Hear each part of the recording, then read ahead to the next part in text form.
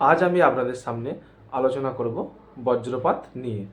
বৈশাখ মাসে কালবৈশাখীর সময় বজ্রপাতের কারণে অনেক মৃত্যুর খবর আমাদের কানে আসে। এই সময় কিন্তু বজ্রপাত প্রচুর পরিমাণে আমাদের এলাকায় দেখতে পাওয়া যায়। তো কী এই বজ্রপাত? বজ্রপাত নিয়ে সাধারণ মানুষের মধ্যে অনেক ধরনের ধারণা আছে। আজকে আমরা জেনে নেব বজ্রপাতের সঠিক ধারণাটা কী। আমরা প্রায় প্রত্যেকেই জানি আমাদের পরিবেশের জলীয় বাষ্প উপরের দিকে ওঠে এবং সেই জলীয় বাষ্প এক জায়গায় ঘনীভূত হয়।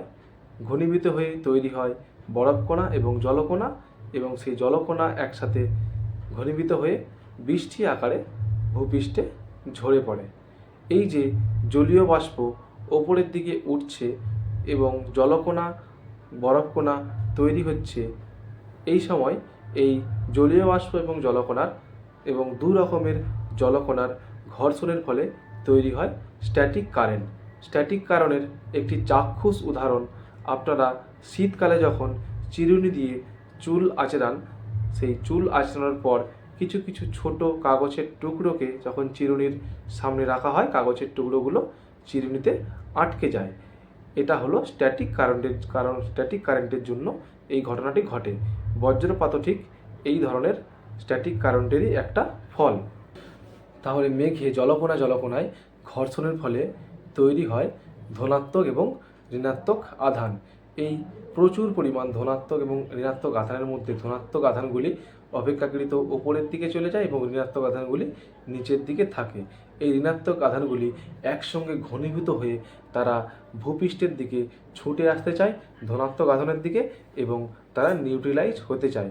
এই বিশাল পরিমাণ ঋণাত্মক আধান তৈরি করে এক বিরাট অ্যাম্পিয়ার কারেন্ট এবং প্রচুর পরিমাণে তাপ সৃষ্টি করে। প্রায় ২৭,০০০ ডিগ্রি সেন্টিগ্রেড তাপমাত্রা তৈরি করে এবং প্রায় ১০,০০০ অ্যাম্পিয়ার কারেন্ট তৈরি করে। এবং এই তাপমাত্রাযুক্ত কারেন্ট কি হয় না, ভূপৃষ্ঠের দিকে ছুটে আসে। যখন ছুটে আসে তখন প্রচণ্ড আলো হয় এবং শব্দ হয়। আলোর উৎপত্তি হয় এই তাপ থেকে, এই বিরাট পরিমাণ তাপ থেকে তৈরি হয় আলো। এবং এই যে তাপের ফলে যে গরম, সেই গরম যখন বৃষ্টির মধ্য দিয়ে বাতাসের ঠান্ডা জায়গার মধ্য দিয়ে আসে, তখন সেখানে তৈরি হয় শব্দের।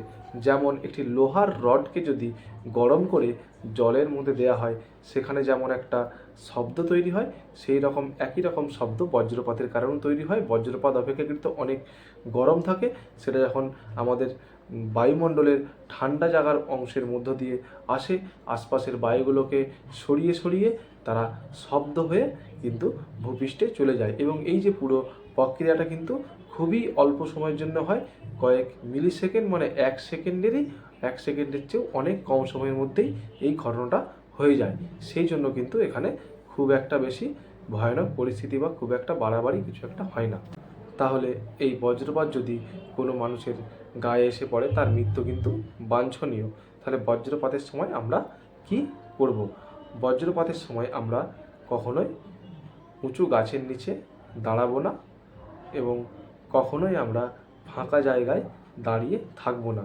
বজ্রপাতের সময় কি হয় না, বজ্রপাত সবসময় পজিটিভ আধান, তার সামনাসামনি যে পজিটিভ আধানটা পাবে বজ্রপাত, সেইখানেই আগে কিন্তু চলে যাবে এবং ভূপৃষ্ঠে মিশে যাবে, সে নিউট্রালাইজ হয়ে যাবে। ধরুন একটা মাঠের মধ্যে বড় গাছ আছে, সেই গাছটা কিন্তু তার কাছে সবচেয়ে অপেক্ষাকৃত কাছের ধনাত্মক আধান, তাই বজ্রপাত কিন্তু সেই গাছেই প্রথম পড়বে। আপনি ধরুন খালি মাঠে দাঁড়িয়ে আছেন, তার মানে সেই খালি জায়গার মধ্যে আপনিই হচ্ছে সবচেয়ে উঁচু তার কাছে ধনাত্মক আধান, তাই বজ্রপাত কিন্তু আপনাকেই প্রথম আকর্ষণ করবে। তো এই ক্ষেত্রে কখনোই কিন্তু এই জিনিসটা মাথায় রাখতে হবে, কখনোই আপনি উঁচু গাছের কাছে দাঁড়াবেন না, অনেকটা খালি ফাঁকা মাঠে একা দাঁড়াবেন না। সেক্ষেত্রে আপনাকে কান বন্ধ করে বসে পড়তে হবে এবং সামনে যদি কোনো কংক্রিটের বাড়ি থাকে সেইখানে যেতে হবে। বজ্রপাতের সময় বাড়ির জানলাতে ধাতব জায়গাগুলোতে হাত না দেওয়া ভালো। এবং বজ্রপাতের সময় যদি অনেকজন মানুষ একসাথে থাকেন, তাহলে কিন্তু সেক্ষেত্রে ধনাত্মক আধান বেশি পরিমাণে তৈরি হবে সেই জায়গাতে এবং বজ্রপাত সেখানে পড়ার সম্ভাবনা বেশি থাকবে। তাই বজ্রপাতের সময় অন্তত যদি অনেক লোকের জমায়েত হয়, প্রত্যেকে 10 মিটার করে আপনারা সরে সরে থাকবেন, দাঁড়াবেন। এতে বজ্রপাতের সম্ভাবনা সেই জায়গাতে কমে যাবে। এই ধরনের সাধারণ জিনিসগুলো কিন্তু আমরা যদি ফলো করি, তাহলে কিন্তু আমরা বজ্রপাতের হাত থেকে বাঁচতে পারবো। বজ্রপাত যখন হবে তখন কিন্তু অবশ্যই এই কথাগুলো আমাদের মাথায় রাখতে হবে। সর্বোপরি বজ্রপাতের সময় যদি সুযোগ থাকে আপনারা বাড়ির বাইরে যাতে না বের হতে হয়, সেটাই হচ্ছে সবচেয়ে আপনাদের জন্য ভালো। ধন্যবাদ।